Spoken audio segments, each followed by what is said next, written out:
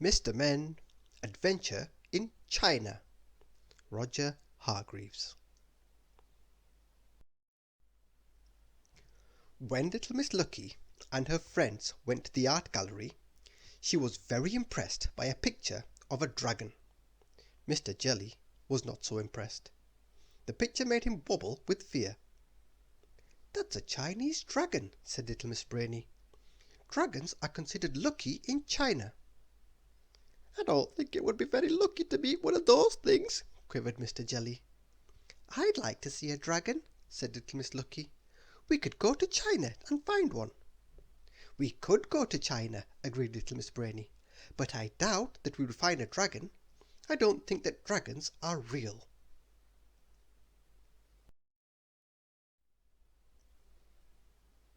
All little Miss Brainy's friends thought that a trip to China was a very good idea, and wanted to go as well.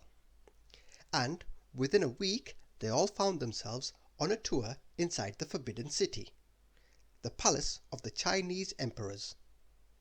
It took Mr. Bump no time at all to have fallen in the moat.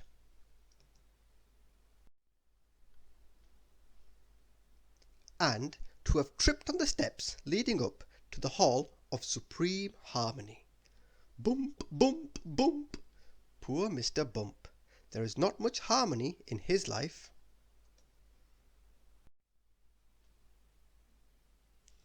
And there was no harmony for anyone when Mr. Noisy discovered the drum tower. Bang, bang, bang! Mr. Jelly got the fright of his life.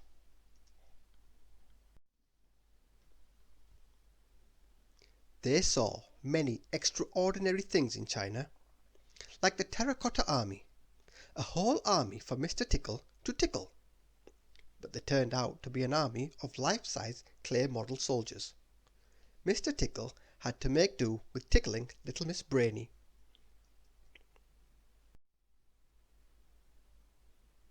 The next day they had lunch in a restaurant. Mr. Clumsy had terrible trouble using chopsticks, but he did not make as much of a mess as Mr. Messy. Little Miss Brainy and her friends then discovered that China was a very big country. A very big country with a very big wall. The Great Wall of China. It stretched as far as the eye could see. It stretched as far as two eyes could see. And then a whole lot further. It would take weeks to walk the length of it, unless you are Mr. Rush, the fastest thing on two legs.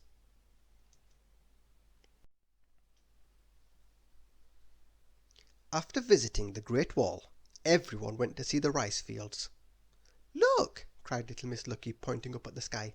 "It's a dragon!" And there above them was indeed a dragon. "Oh, help!" shrieked Mr. Jelly in fear. But it was not a real dragon. It was a kite flying in the air. And then suddenly the sky was filled with lots of kites. "Kites were invented in China," declared little Miss Brainy.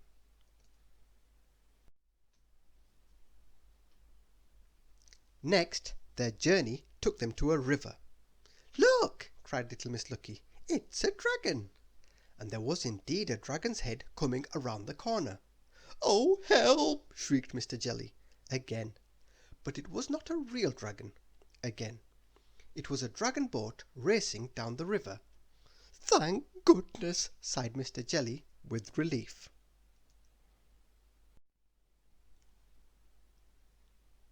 Little Miss Lucky was determined to find a real dragon. Her search took them further up the river. The fishermen were using cormorant birds to catch fish. However, nobody caught any fish while Mr. Noisy was on the river. He scared them all away. And that was not the only thing he scared. Poor Mr. Jelly.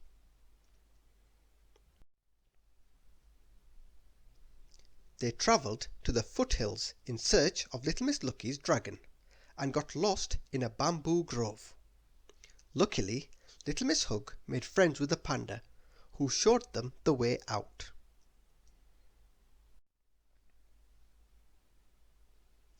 "What we need is a nice cup of tea," suggested Little Miss Lucky. At the tea house there were lots of different types of tea to choose from. There was yellow tea for Mr. Happy. There was green tea for Mr. Clumsy.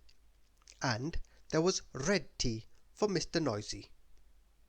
Little Miss Fickle could not make her mind up. They did not have any orange tea.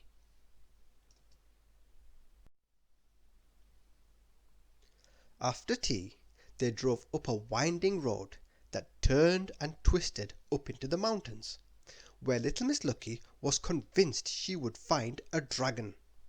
Little Miss Brainy was not so convinced. Mr. Dizzy did not feel very well. There were so many bends in the road that he had a funny turn.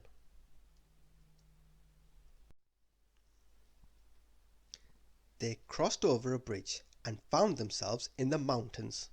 And then it began to rain. And it rained. And it rained. And it rained.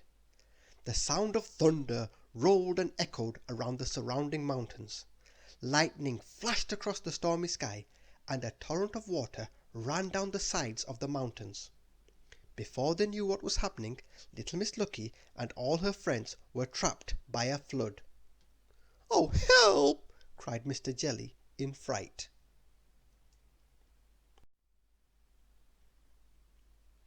Suddenly, a huge dragon rose up out of the flood waters, and this time it was a real dragon. "Oh, help!" squeaked Mr. Jelly. "It's a dragon!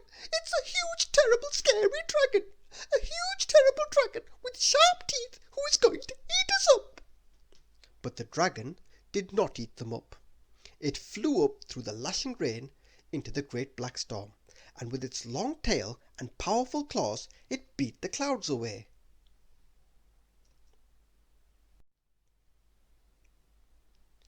The sun came out, and they all breathed a big sigh of relief. "I told you we would find a dragon," said Little Miss Lucky. "And I told you they were lucky," said Little Miss Brainy. "Lucky for all of us," laughed Little Miss Lucky. And even Mr. Jelly had to agree. Thank you for listening.